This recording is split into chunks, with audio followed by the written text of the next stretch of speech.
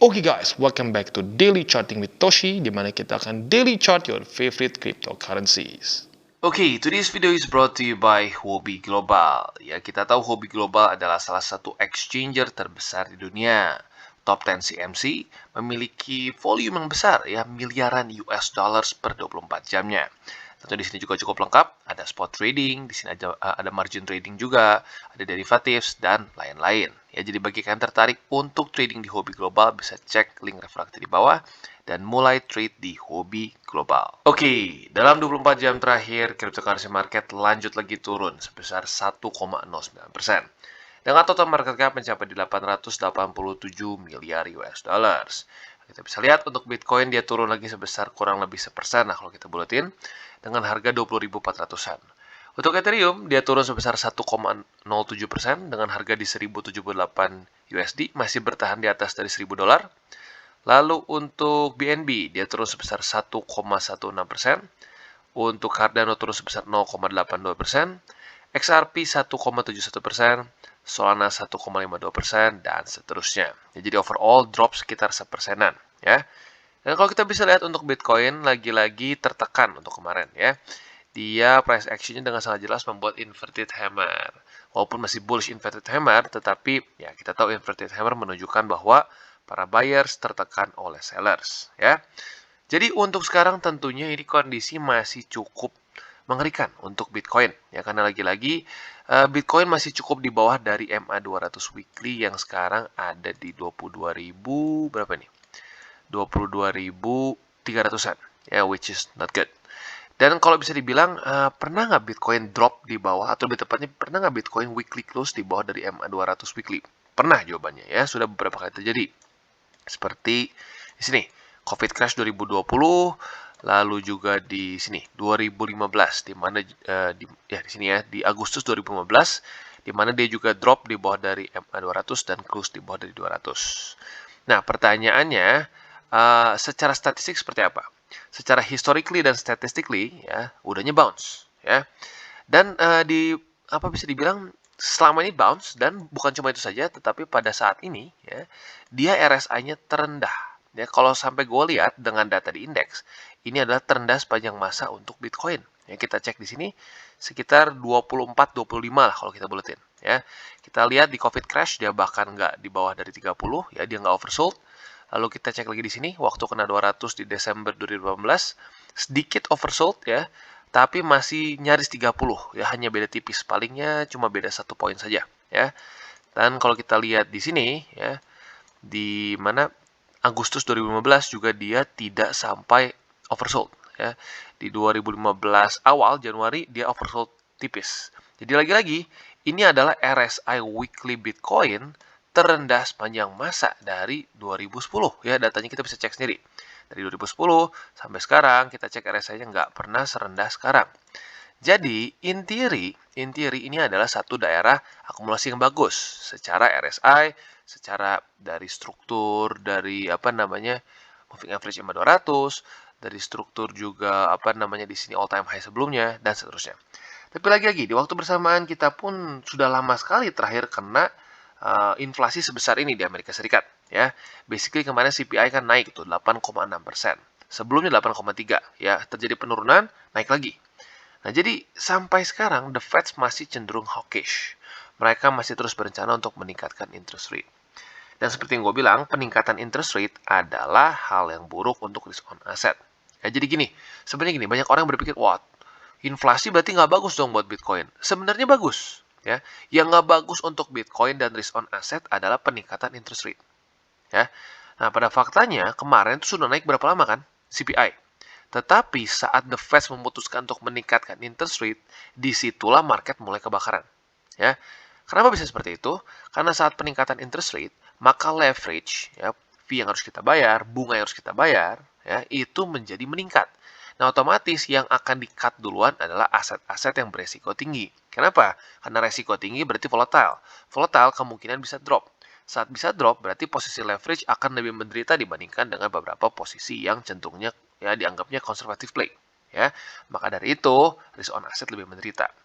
Tetapi luar biasanya ya dari masa ini, masa COVID ini ya, kita tahu masa COVID ini super duper apa namanya, kesannya banyak banget stimulus yang dikasih oleh negara, ya. Dan ini menyebabkan beberapa aset yang secara naturalnya risk off, seperti contohnya adalah precious metals, ya, seperti emas, kita bisa lihat emas dan silver, dia tidak mendapatkan peningkatan signifikan. Malah kalau kita lihat, sejak April dia drop. Ini silver, ini emas. Jadi lagi-lagi siklus kita pada hari ini aneh, ya, sangat aneh. Di mana biasanya aset-aset risk off yang do well saat terjadi seperti ini, interest rate meningkat, faktanya emas dan gold dan silver malah cenderung turun. Ya, jadi literally sekarang ini mungkin ini ya, teori dari beberapa ekonom, mereka mengatakan terlalu banyak stimulus yang diberikan oleh negara, tepatnya Amerika lah ya, terhadap apa namanya sektor-sektor dari bisnis maupun juga ke rakyatnya, sehingga semua market yang bahkan pada normalnya itu meningkat dalam kondisi risk off sama-sama terbanting, ya. Jadi lagi-lagi ya, ini kita hidup di satu zaman yang cukup aneh. Ya, COVID-19 lagi-lagi adalah satu event yang kemungkinan besar akan nanti beberapa dekade ke depan akan selalu diingat menjadi masa-masa yang cukup aneh gitu ya. Secara sosial ya kita dulu kita nggak bisa keluar dari rumah. Secara ekonomi ya seperti ini gitu ya. Aset-aset yang risk off seharusnya bisa duel tapi faktanya seperti gold, silver malah drop ya. Jadi lagi-lagi ini cukup aneh ya. Dan kalau kita lihat sekarang indeks dolar kembali menguat sepertinya ya. Kita bisa lihat bahwa kemarin terjadi drop, dia close di bawah dari 104, tetapi pada hari ini dia mencoba naik lagi ya, atau lebih tepatnya gini, kemarin dia mencoba naik lagi dan market close. Ya lagi-lagi untuk indeks dolar ini ada libur ya. Ini bukan seperti kripto yang terus-terusan jalan. Jadi kita lihat nih, pada hari Senin apakah indeks dolar melemah lagi atau tidak ya. Dan untuk sekarang jadinya tinggal kita lihat apakah Bitcoin bisa close weekly di atas dari MA200 atau tidak.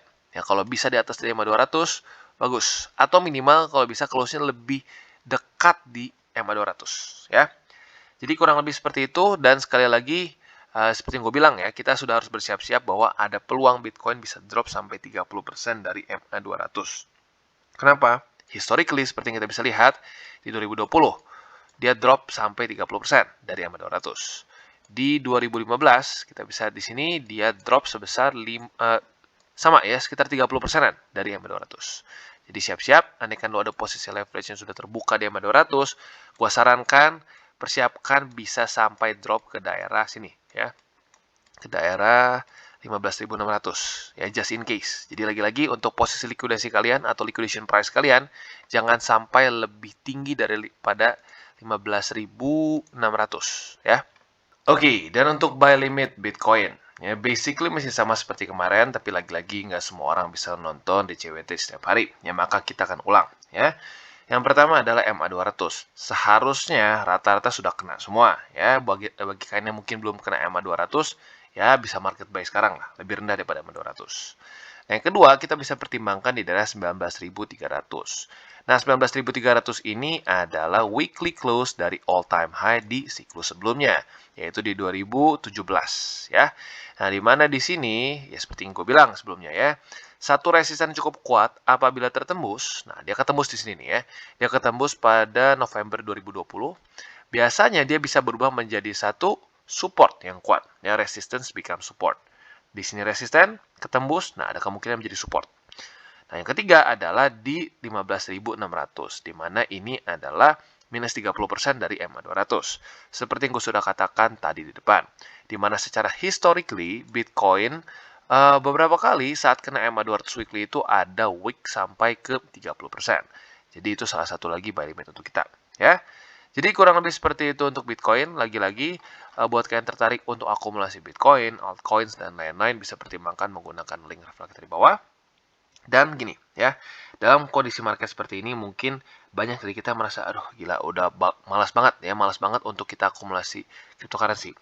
Tetapi pada faktanya di masa-masa dekat MA200 di sini, ini bukan masa-masa yang enak ya.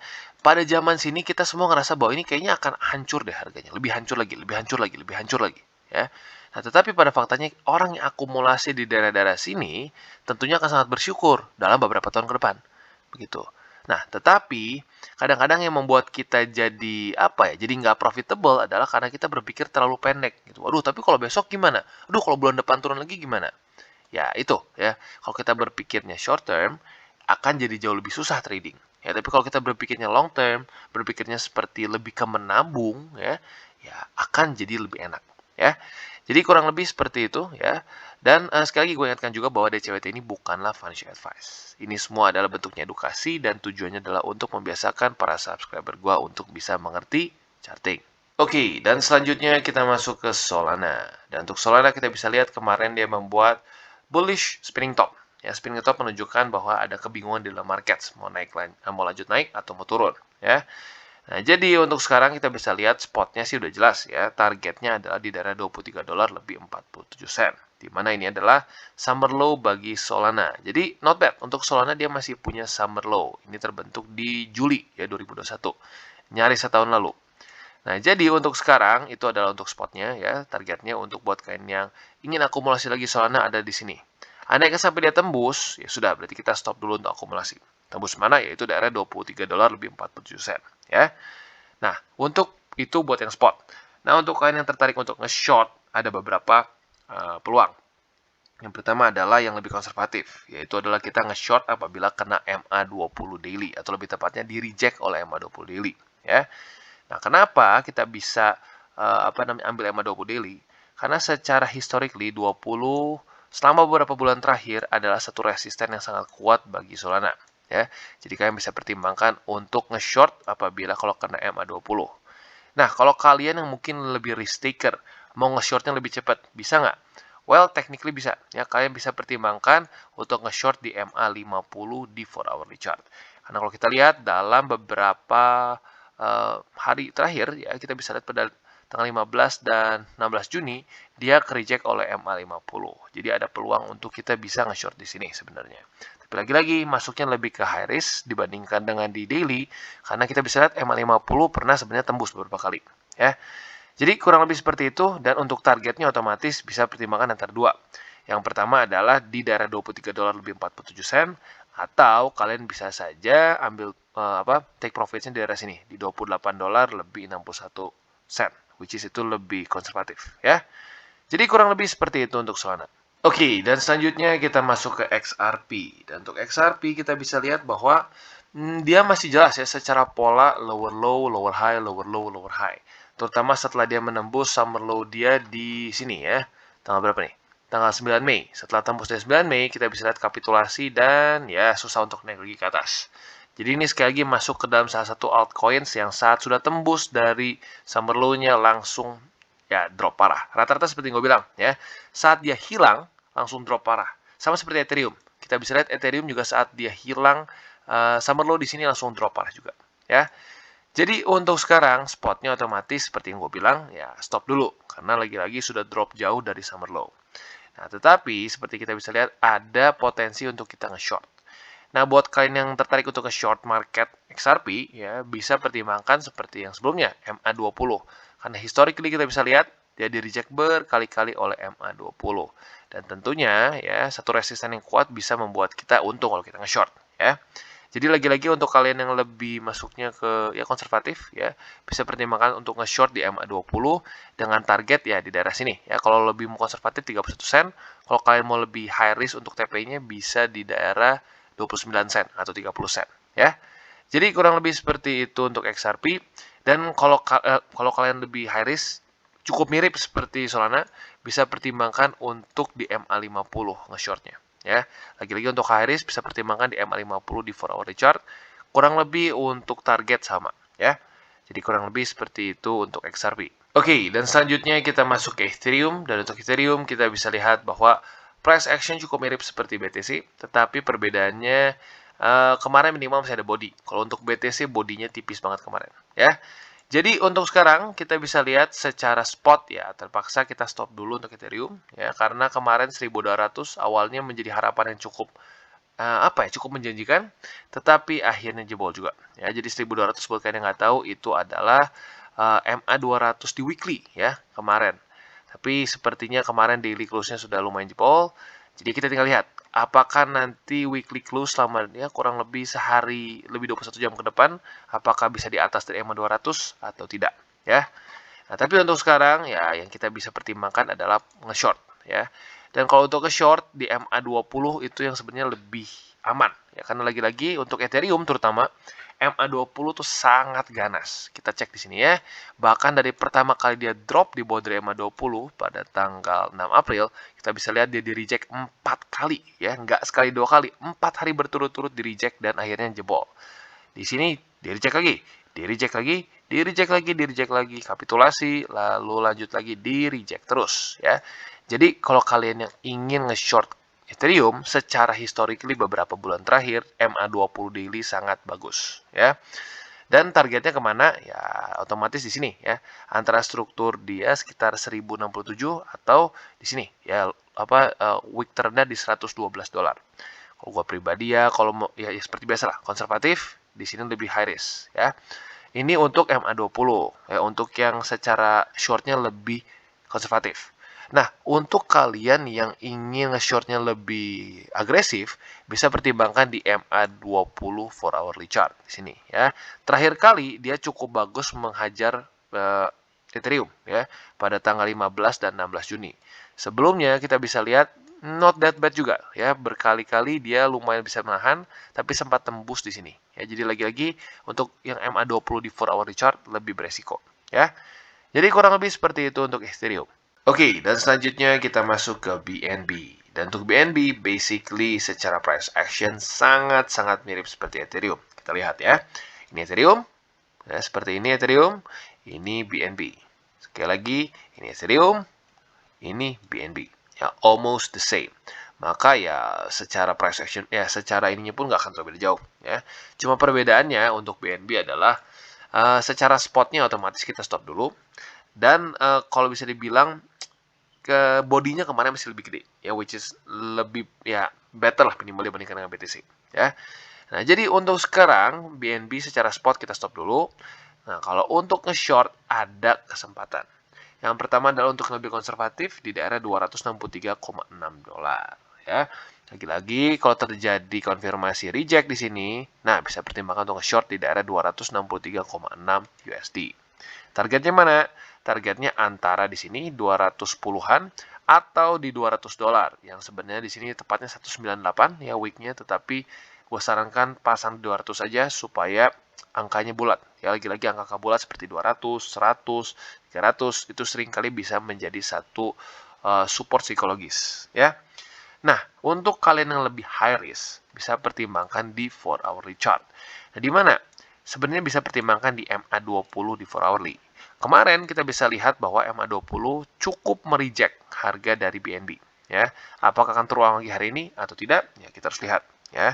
Tapi lagi-lagi untuk MA20 di 4 hourly chart masuknya lebih ke high risk ya. Jadi kurang lebih seperti itu untuk BNB. Oke, dan sekarang kita masuk ke Phantom. Dan kita bisa lihat dalam beberapa hari terakhir, Phantom cenderung sideways. Setelah dia drop pada tanggal, ya ini basically ya, setelah kapitulasi yang dimulai dengan Bitcoin ya. Nah, jadi untuk sekarang, karena dia sideways seperti ini, ada kemungkinan ini bisa menjadi daerah supply seperti di sini. Ya, menjadi satu daerah supply, ujung-ujungnya drop lagi ke 15 sen. Ya, jadi untuk posisi spot, ya kita bisa pertimbangkan di 15 sen di sini. Di mana 15 sen ini adalah summer low bagi Phantom, dan semoga saja Phantom bisa bounce di daerah 15 sen sini. Ya, sama seperti di Juli 2021. Nah, itu untuk spot. Untuk secara futuresnya bisa pertimbangkan apabila lu kena 30 sen. Tentunya ini lebih konservatif ya. Dia kalau dia gagal menembus resisten di daerah 30 sen, nah bisa pertimbangkan untuk short. Nah, buat kalian yang lebih ingin agresif ya bisa pertimbangkan di 4 hourly chart di MA50 ya. Untuk 20-nya udah jebol dari kemarin. Nah, jadi kalau secara historically 50 lumayan bagus ya, nggak selalu ya nggak selalu dia kuat banget, tapi not that bad ya. Jadi lagi-lagi buat kalian yang lebih agresif bisa pertimbangkan di MA50 untuk nge-shortnya ya, yang sekarang ada di daerah 25 sen. Nah, targetnya di mana? Targetnya bisa ada dua nih. Buat kalian yang lebih konservatif, targetnya bisa pertimbangkan di sini 22 sen, di mana ini adalah satu struktur yang lumayan kuat beberapa hari terakhir ya. Nah, itu untuk masuknya ya nge-scalp lah kesannya ya. Nah, kalau kalian lebih agresif, ya lebih high risk, bisa pertimbangkan untuk shortnya di TP saat dia kena 15 sen. Ya, jadi lagi-lagi tergantung lo masing-masing ya. Dan pastikan sebelum lu ngambil posisi short, sebelum lu mengambil leverage, lu harus ngerti dulu, jangan lu buta, pokoknya rata kanan, ujung-ujung liquid ya. Jadi kurang lebih seperti itu untuk Phantom. Oke, dan selanjutnya kita masuk ke Cardano. Untuk Cardano kita bisa lihat dia not bad, ya not bad. Masih bertahan, nggak kena 44 sen, ya. Dan bisa kita lihat 44 sen ini dalam beberapa bulan terakhir sepertinya menjadi satu major support untuk Cardano. Beberapa kali berhasil memantulkan harga Cardano seperti di sini, tanggal 27, tanggal 28 Mei, lalu pada tanggal 13, 14, dan 15 dia berhasil membuat Cardano nggak jebol, ya. Nah, untuk spotnya otomatis kita tinggal tersisa di 44 sen untuk Cardano. Ya, jadi bagi kalian tertarik untuk akumulasi Cardano, untuk secara spot bisa pertimbangkan di 44 sen. Nah, untuk kalian yang lebih high risk, ya bisa pertimbangkan untuk nge-short. Nah, nge-shortnya di mana? Bisa di MA20 daily, ini nge-short yang lebih konservatif, ya, dengan target di 44 sen. Nah, untuk kalian yang lebih agresif nge-shortnya bisa pertimbangkan di MA50 yang baru saja death cross dengan 200 di 4 hourly chart. Ya. Jadi, in theory ini bisa menjadi satu posisi short yang bagus. Ya. Targetnya sama-sama 44 sen. Nah, jadi kurang lebih seperti itu untuk Cardano.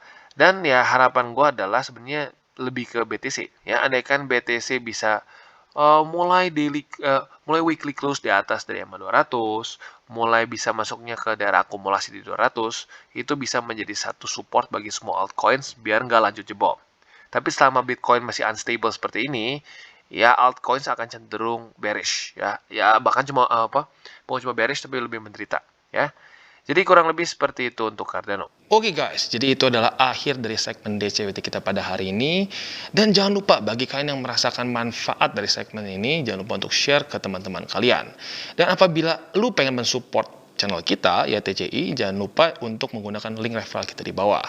Nggak wajib, ya, tetapi apabila lu menggunakan link referral kita di bawah, ada macam-macam, ya, dari Bybit, Huobi, Maxi, toko kripto, dan banyak lagi, ya. Ya, walaupun nggak wajib, tapi kalau menggunakan link referral kita, lu secara langsung membantu perkembangan dari TCI. Dan satu lagi, jangan lupa juga untuk join Telegram group kita, di mana kita bisa ngobrol-ngobrol santai mengenai dunia cryptocurrency secara dua arah.